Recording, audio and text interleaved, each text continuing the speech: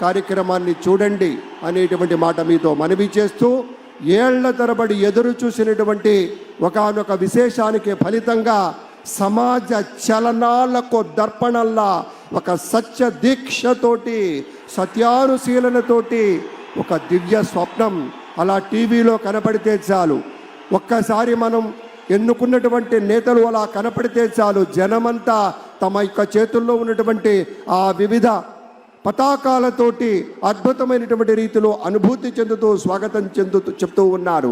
ఇక్కడ ఉన్నది మైత్రీ బంధం.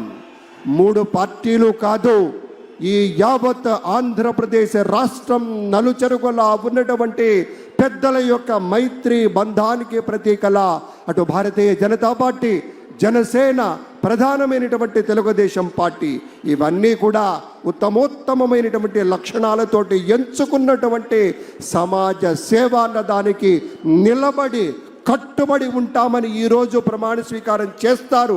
ఆ రీతిలోనే తమ యొక్క సేవలు ఉంటాయి. మనమంతా చూడబోతూ ఉన్నాం. ఒక నిర్మలమైనటువంటి మనస్సుతోటి, ఒక స్పష్టత కలిగినటువంటి అధికారిగా మన చంద్రబాబు నాయుడు గారి విజన్ గురించి యావత్ ప్రపంచ నేతలే గొప్పగా చెప్తారు. అటువంటి నాయకుడు ఇవాళ మన ముఖ్యమంత్రిగా ప్రమాణ స్వీకారం చేయబోతున్నారు. ఈ ఎడమ వైపు ఉన్నటువంటి పెద్దలంతా కూడాను మంత్రులుగా ప్రమాణ స్వీకారం చేయబోతున్నారు అనేటువంటి మాటను కూడా మీతో పంచుకుంటూ ఉన్నాం.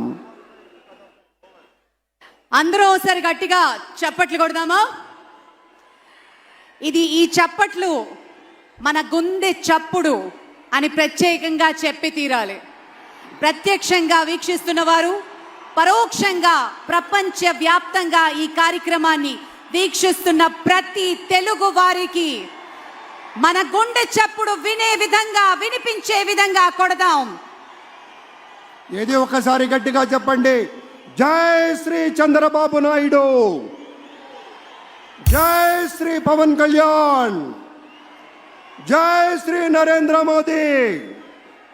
అద్భుత అద్భుత. ప్రజలు పెట్టుకున్న విశ్వాసాన్ని నిలబెట్టుకుంటూ మద్దతు తెలపడానికి, హిట్ కొట్టినటువంటి ముఖ్యమంత్రి గారి మద్దతు తెలపడానికి ఇతర దేశాల నుంచి, ఇతర దేశాల కాన్సులేట్ జనరల్స్ నుంచి ఆయా ప్రతినిధులంతా వస్తున్నారు. అంటే రేపటి నుంచి కాదు మిత్రులారా, మరి కాసేపటి నుంచే ఈ ఆంధ్రప్రదేశ్ రాష్ట్రం పెట్టుబడులు పెట్టడానికి ఎంత విశాలమైనటువంటి మనస్సుతోటి అవకాశాలు కల్పిస్తుందో మన చంద్రబాబు నాయుడు గారి సారథ్యంలో, నేతృత్వంలో అనేటువంటి ఒక నమ్మకంతో తరలి వస్తున్నారు. మీటింగులు వెంట మీటింగులుగా